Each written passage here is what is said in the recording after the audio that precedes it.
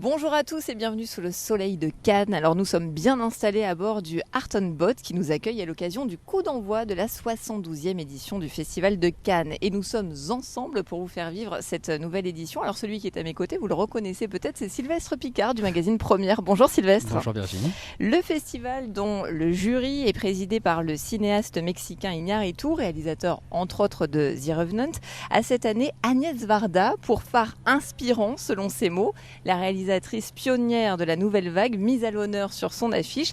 Est-ce que, selon vous, Sylvestre, cette affiche va donner le ton à cette nouvelle édition ? Oui, mais pas de la façon la plus évidente qui soit, car le délégué général Thierry Frémaux s'en est enorgueilli. C'est une sélection qui est placée sous le signe des femmes.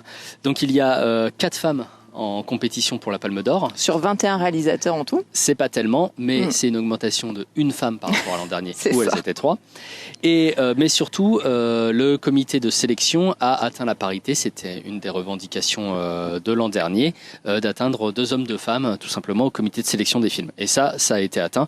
Donc petit à petit, on féminise, espérons-le, le Festival de Cannes. Et ça, c'est déjà une bonne nouvelle. Il y a des petits progrès, c'est toujours bien de les souligner. Subtil mélange de glamour et de cinéphilie, cette 72e édition a encore une fois son quota de stars internationales. Elles arrivent au fur et à mesure.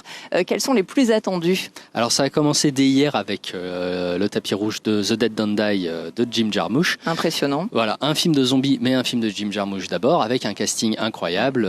Bill Murray, Adam Driver, Iggy Pop, Chloé Sevigny, bref, vraiment un très très gros casting et qui est un peu le symbole des gros films du Festival de Cannes. Donc auteur, mais quand même très glam. On peut souligner quand même le décalage entre le monde des paillettes et puis ce monde de zombies. Oui, après, ça reste, avant d'être un film de zombies, ça reste un film de Jim Jarmusch, qui est un habitué du Festival de Cannes, donc qui s'était déjà essayé au film de vampires il y a quelques années avec Only Lovers Left Alive.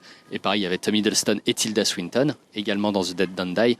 Donc c'est toujours une équation entre le glamour et la cinéphilie. Alors c'est un sacré cru pour cette année. Quels sont les réalisateurs les plus attendus ? Alors ça se divise évidemment entre habitués comme Ken Loach, Pedro Almodovar, qui est là pour la 5e fois et qui n'a toujours pas gagné de Palme d'Or. Peut-être que cette fois-ci, ça sera la bonne. Il y a aussi Céline Sciamma qui revient en compétition 5 ans après Bande de filles. Il y a vraiment, comme d'habitude, à boire et à manger et c'est du lourd. Moi, personnellement, ce que j'attends, c'est le Quentin Tarantino. Il était une fois à Hollywood, avec un casting aussi assez incroyable. Brad Pitt, Leonardo DiCaprio, juste pour citer les plus connus. Et puis c'était les retardataires. Hein. Oui, ils ont été annoncés au dernier moment. Il y avait un peu de doute, mais il a été vite dissipé parce que, paraît-il, Tarantino était en montage. Mais là, c'est sûr, à 100%, dans une semaine, on verra le Quentin Tarantino.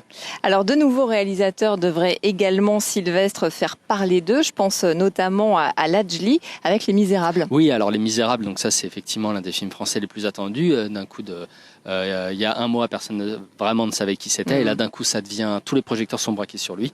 Et c'est la promesse donc d'un cinéma, d'un cinéma un peu guérilla, d'un cinéma qui parle de la police, qui parle de la France d'aujourd'hui, un cinéma frappant. De terrain. Voilà, c'est un cinéma qui a faim, qui donne vraiment envie d'aimer le cinéma. Et c'est vraiment la raison pour laquelle on est là à Cannes, c'est un film comme Les Misérables. Et dans les sélections parallèles, quels sont les films les plus attendus ? Alors, il y a tellement de choses que c'est difficile à défricher, notamment à la semaine de la critique et à un certain regard, ça sera vraiment au jour le jour qu'on va vivre ça.